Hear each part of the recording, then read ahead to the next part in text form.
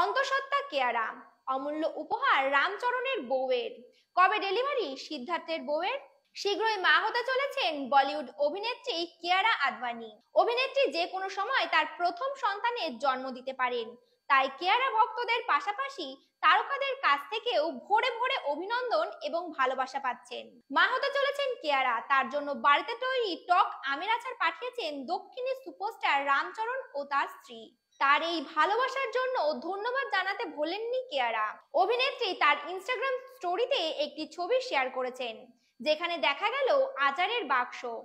তারকা দম্পতির ধন্যবাদ জানিয়ে কিয়ারা লিখেছেন, ধন্যবাদ আমার প্রিয় উপাসনা ও রামচরণকে। রামচরণের সঙ্গে গেম চেঞ্জার ছবিতে কাজ করেছিলেন কিয়ারা আদভানি।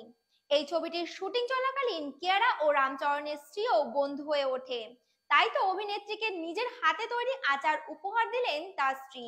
প্রসঙ্গত 2023 সালে রামচরণ পত্নী উপাসনাও প্রথম মা হয়েছিলেন। দেখছেন Cineplus presenting by KB production house. নমস্কার।